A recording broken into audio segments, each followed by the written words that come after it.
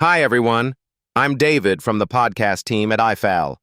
It's a pleasure to be here with you, sipping coffee and chatting about some interesting news, just like good friends over a cafe in Tel Aviv.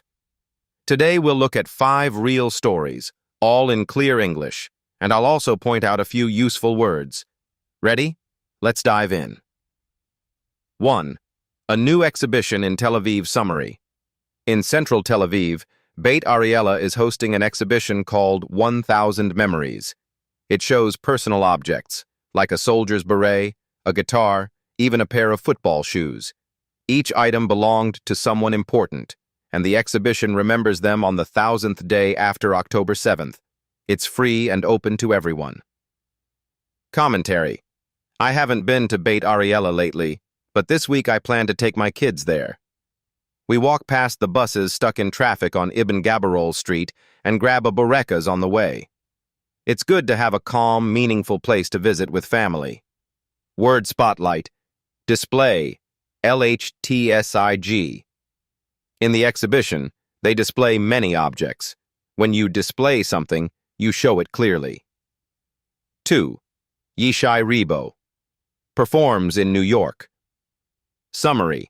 Israeli singer Yishai Ribo will appear with the Israel Philharmonic Orchestra at Radio City Music Hall in New York on August 27th. He already performed at Madison Square Garden in recent years, and this is another big step. Earlier this year, he sang with the orchestra in Tel Aviv and Jerusalem. Commentary. I love listening to Yishai Ribo on my way to work, usually stuck behind a school bus or a scooter in the morning traffic.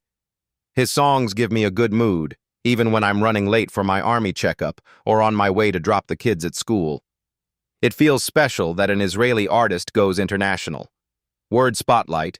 Perform, LHPY, LBTS. Artists perform on stage.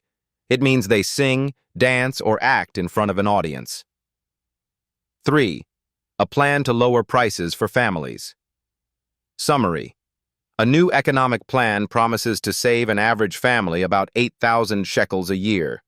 It focuses on breaking big monopolies, opening markets for food and consumer products, and allowing more competition in kosher certification.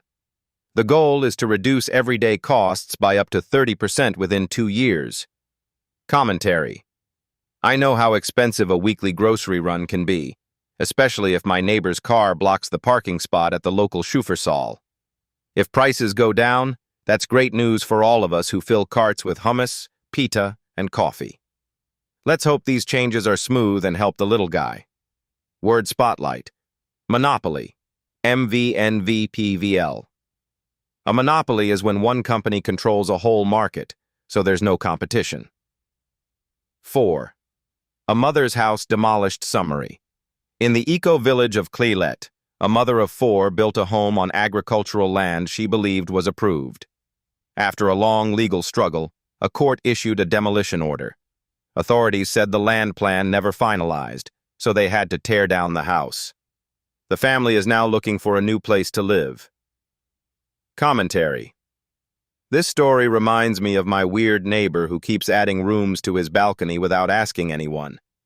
Building anything in Israel often means paperwork, inspections, and waiting in long lines, sometimes at the municipality near Dizengoff. I feel for that family. Moving with small children is never easy, especially when everyone's at school or at work. Word spotlight. Demolish, LHRVs. To demolish a building is to destroy it completely, usually by order. 5. Students injured in war. Struggle to return summary. A recent survey presented at the Horizon to Academia conference shows that about 90% of students who were wounded in the war have not returned to their original studies. Many face ongoing rehabilitation, trauma, exams they missed, and a lack of special support at universities. The survey highlights the daily challenges of recovery and academic life. Commentary. Even though I'm not a student right now, I remember the long nights before final exams at the Hebrew University. My army buddies who came back with injuries had to learn all over again. Some practiced with special computers, others needed extra time for tests. This survey shows we still need to improve support. Maybe next time I'll bring this up over coffee at my favorite cafe. Word Spotlight, Survey, SKR.